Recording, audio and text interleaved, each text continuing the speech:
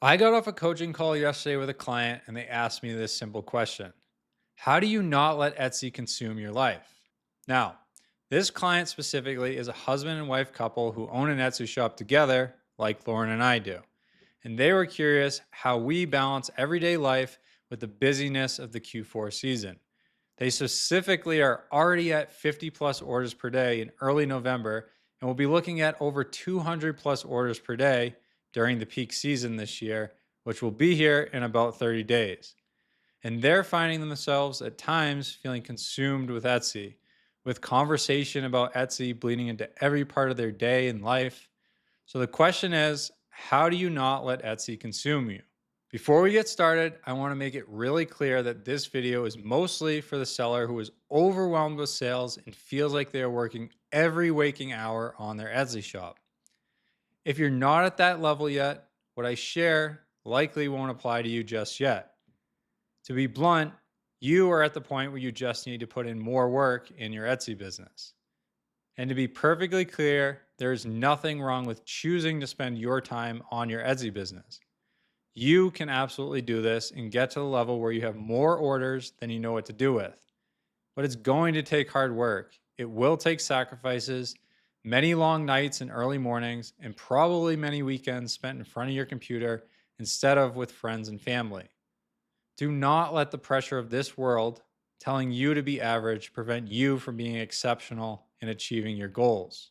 But if you are at the point where you're overwhelmed with orders, new problems arise. And while they're good problems to have, they're still problems that need solving. So, Lauren and I have been there. We've been exactly where some of you guys are right now, where you have full time jobs, friends, family, and other commitments, and you're trying to balance running your Etsy business. And honestly, you probably feel like there's no balance right now. Probably seems like all of your waking hours are actually going to Etsy. And if you're not careful, it's easy to let Etsy rule your life, taking the joy out of the holiday season completely and distract you from what really matters most. So you're finally seeing the fruits of your labor, but now it's just not as fun as you thought it would be. So, in today's video, I'm sharing 3 ways that we've been able to prevent the busyness of the Q4 season from consuming us. First, I would highly recommend that you guys turn off your Etsy notifications. Yes, I said it. Turn off your notifications.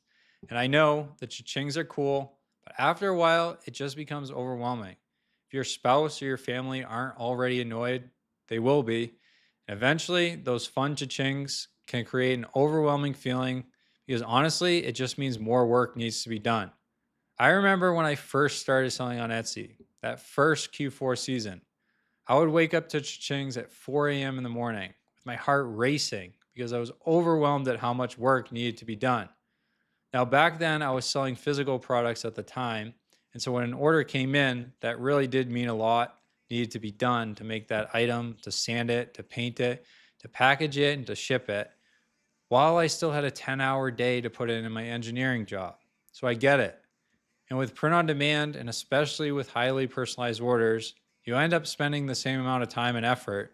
You're just in front of the computer instead of doing the physical work yourself. So try muting your notifications during these busy seasons. I promise the orders and the messages will be there when you get to them. You're now at the point where you can sacrifice missing out on an order here and there by not responding to every single message in less than 5 minutes. I promise it will be okay.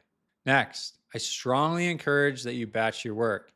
What I mean by this is set aside periods of time that you will work on your shop, when you will specifically respond to customer messages, when you will fulfill personalized orders, and when you will work on those more customized designs that might require mockups to be created and sent to your customer. By creating a schedule for yourself, you give yourself permission to turn Etsy off. You give yourself permission to have dinner with your spouse or your family instead of eating in front of the computer for another night. By creating this structure, you serve yourself and your business. Etsy will be there when your next working session comes. And most customers can wait a few hours for a response from you. By focusing on each task specifically, you eliminate the overwhelming feeling of going 1,000 miles per hour, jumping from messages to a mock up, back to messages, and then submitting an order all in a few minutes, which leaves you feeling overwhelmed and like you can't leave your computer. What worked best for us when we were working full time jobs and handling a daily order volume of over 300 orders per day was to start the day with customer service. I would set aside 30 to 60 minutes each morning to address all the messages from the night before. Then we would move on to processing orders for the day.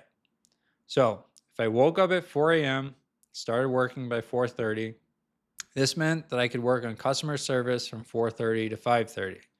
And then I had from 5:30 to 7 to process as many orders as I could before needing to get ready for work. When we got home, we would enjoy dinner together and then get back to work, starting with reviewing messages and then on to orders again.